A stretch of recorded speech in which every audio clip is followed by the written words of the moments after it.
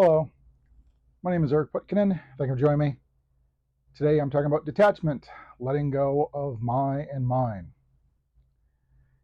I think this is one of the primary practices I think I did um, off and on over those 13 years prior to awakening.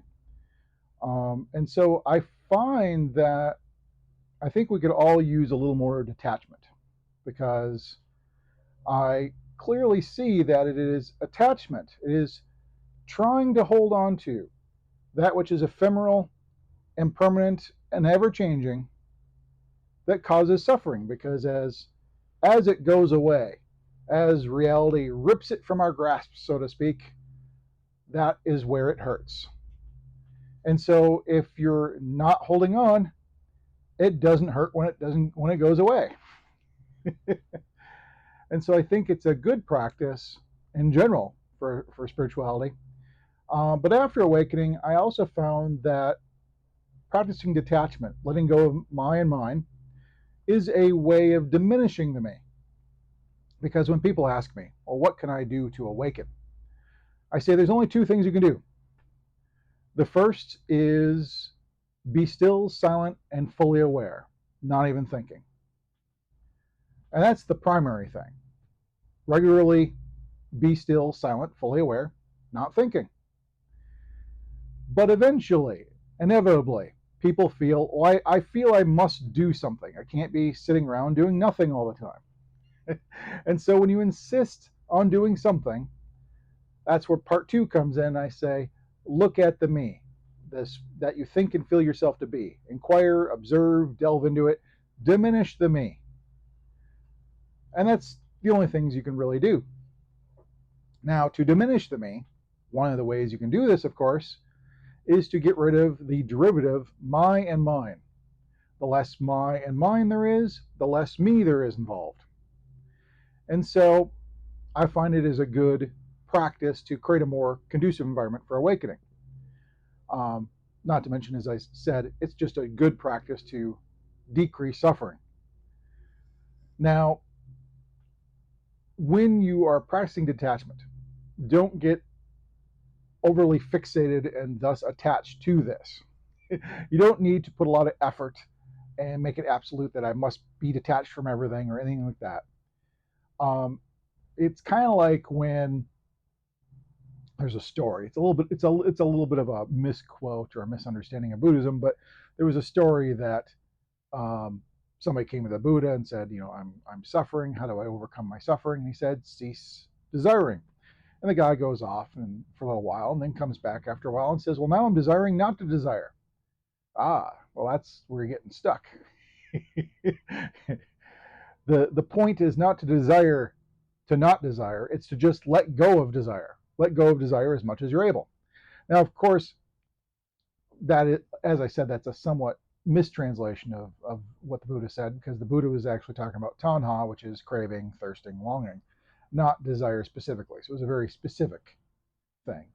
But the story just doesn't sound as good when you say, give up craving, now I'm craving to give up craving. Yeah, it's kind of weird that way. Uh, but anyways, so when you're practicing detachment, you need to be a little more playful with it, not so fixated and like, you know, creating another fixation, another attachment in trying to be detached. And so usually when I talk about detachment and I go, where do you start?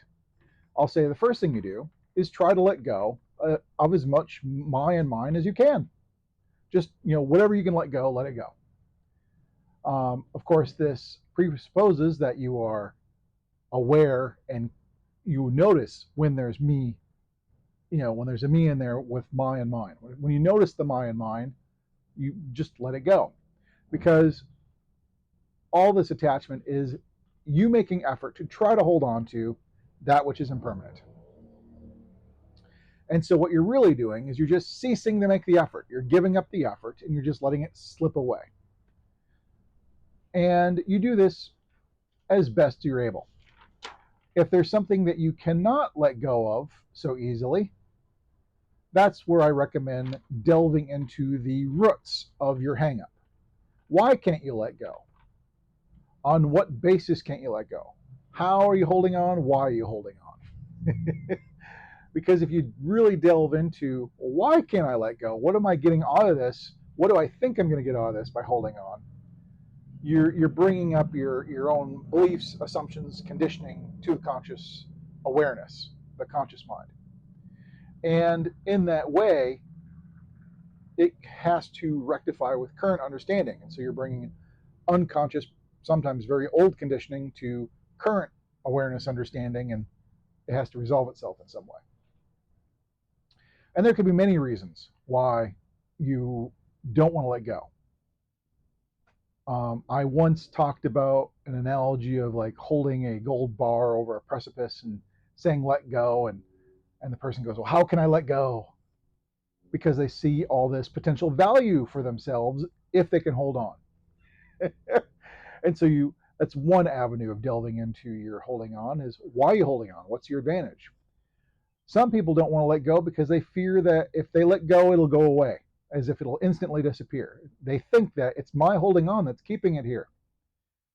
And as you start with very, very small, easier things to let go of, you quickly, hopefully, find out through repetition that when you let go, it doesn't necessarily go away. I mean, you have a favorite teacup or a coffee cup, and you let go of this my and mineness. It doesn't mean the coffee cup disappears. It may still remain for years to come before it naturally wears out, breaks, gets stolen, or otherwise is lost. I mean, it's inevitable that this cup will meet its end. This cup will no longer be in your possession. You cannot keep it forever. And so when you are just letting go, you find it still hangs around. And in this way, you may, through experience, find that your worst fear of it disappearing if you let go is false. It doesn't disappear.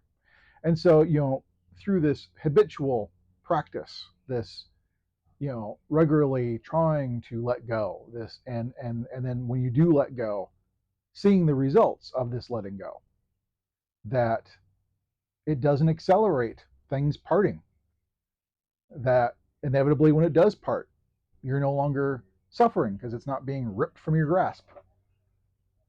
And so this is a kind of a work in progress as you're delving into this.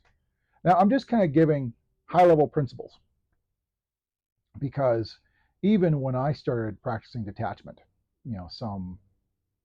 I don't know, back in 92, 93, something like that, it wasn't like I read it in some book or I heard it from some teacher and I just go, oh, well, here's the process and I just need to execute this process. That isn't how it went at all.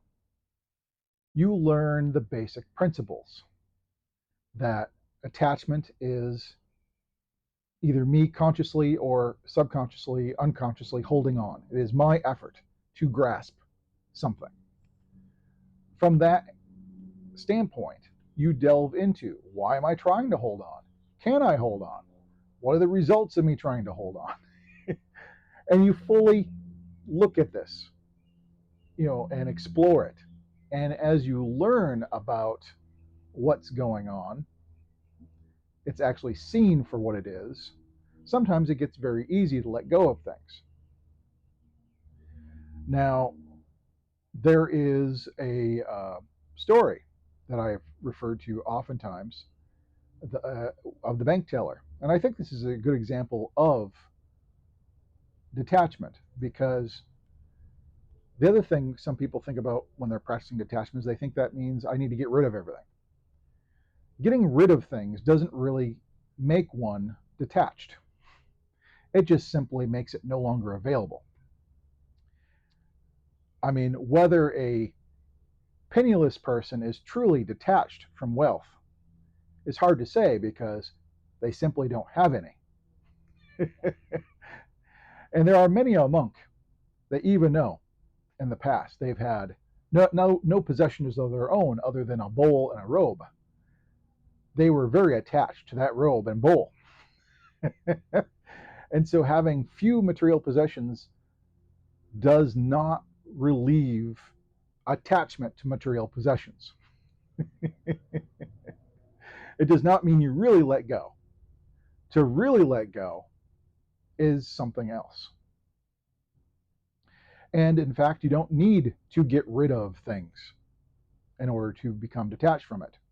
Because in the bank teller story, a bank teller works in a bank all day with money. And at no point do they believe this is mine. And so there's no attachment to the money they work with all day. Now, this does not mean that they're foolish and stupid and that the first person that walks up and says, hey, can I have all the money in your drawer? And they go, yeah, sure, and just hand it all over because they're detached. They need to prove that they're not trying to hold on. That's stupidity. Because a bank teller is a good steward. And so if someone walks up and goes, can I have all the money in the drawer? And they're like, no. You can only have what's in your account. And so they manage the money wisely as a steward.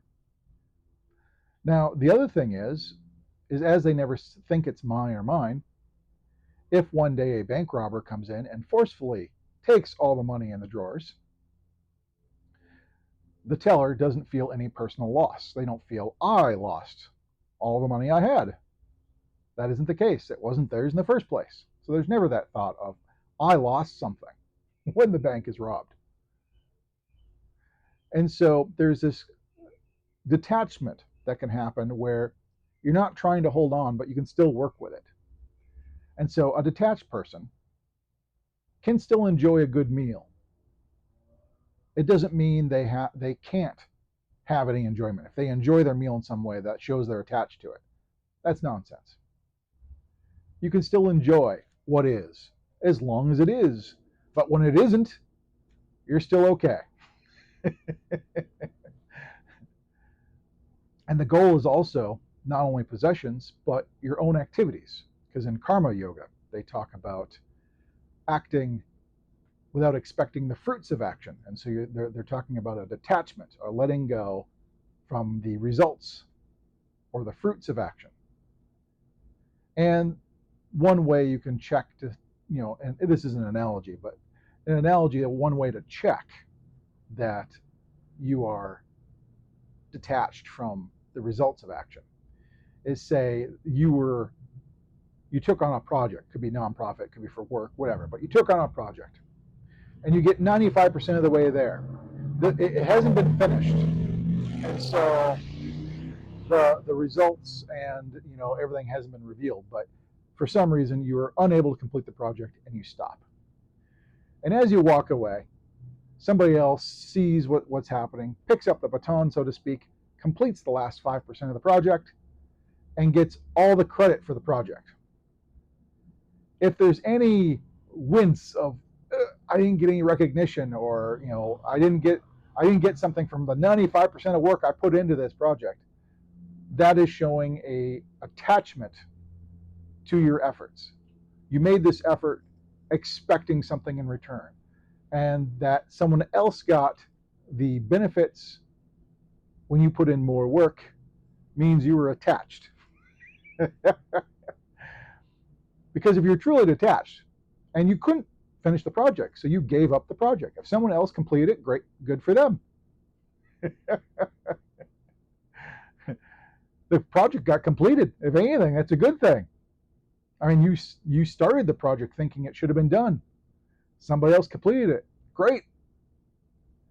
You didn't get the fame, recognition, or whatever for it, but that is beside the point.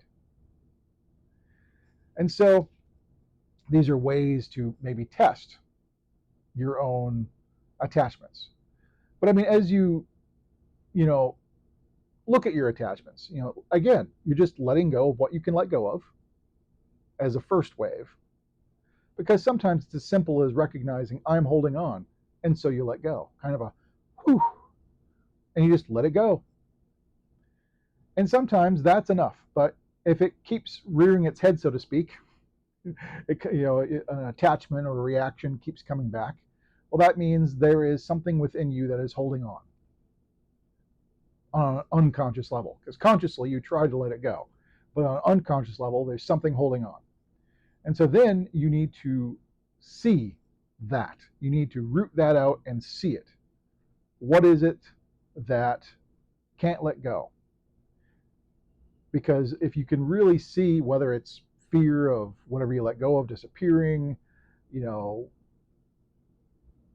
whatever, there, it's you're trying to deeply see and acknowledge really what's going on within yourself. Because as you bring unconscious conditioning to the conscious mind, it needs to resolve itself. And if it doesn't resolve itself, that then there's maybe a conscious awareness misunderstanding going on. Maybe you still really do believe in that if you let go, it will go away. That the only thing keeping it here is you holding on. If you really believe that, well, then you need to analyze, is that really the case?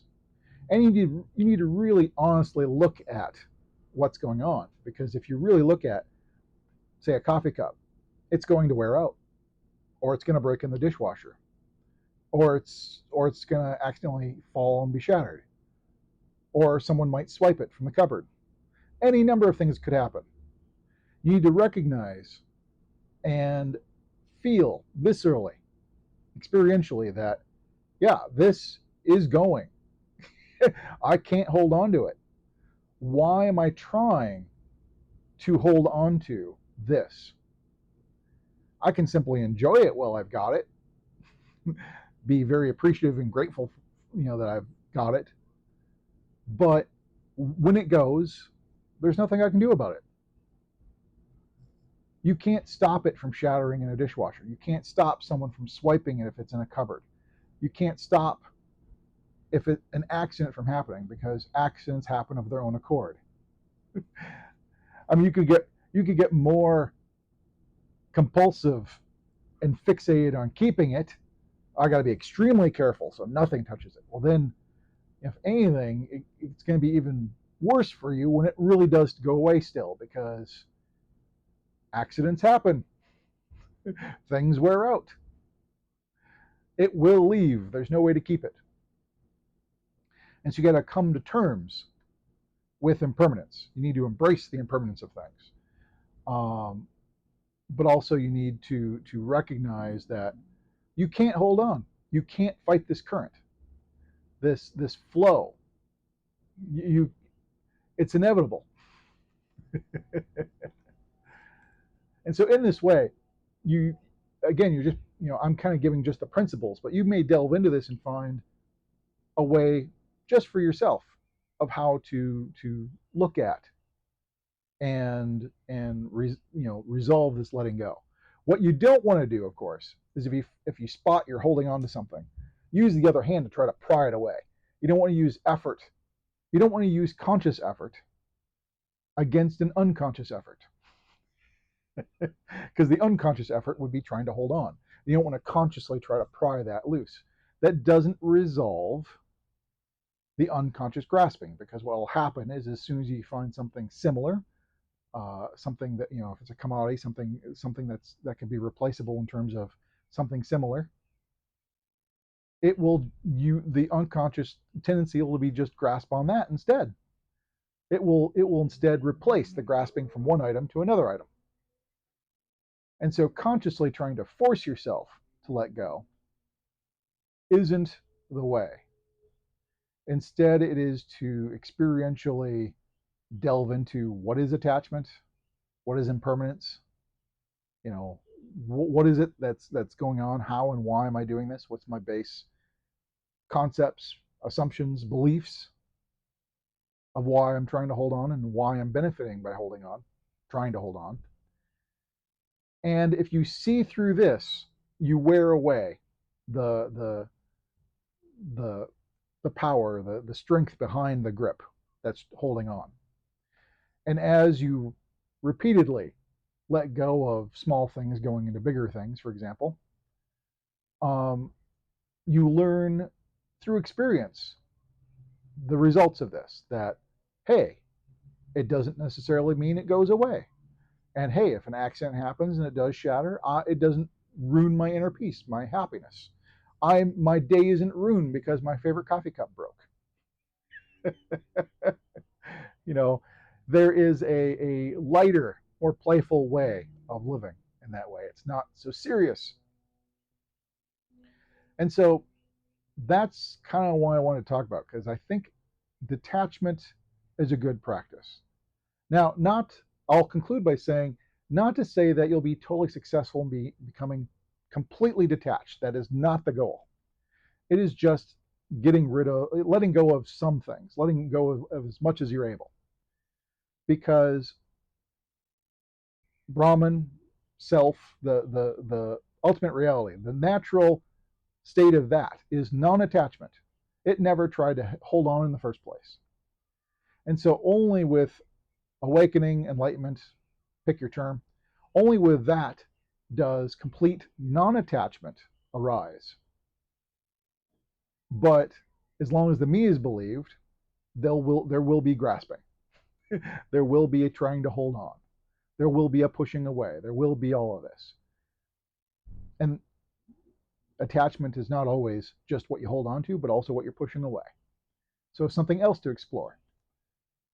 But as you delve into this, you're able to at least loosen up the structure of holding on. You may, through lived experience of letting go several things, find that not holding on, not trying to hold on, is not that bad. And in that way, you are diminishing the sense of my and mine, which is diminishing the me, which makes it more conducive to wake up. And at a minimum, you've decreased the amount of things you're holding on to that, when inevitably they go away, won't cause suffering anymore, because you've been able to let it go. You're allowing it to go. In the end, you've reached the state, at least with those things, you've reached the state of letting what comes come, letting what goes go, and just being with what is.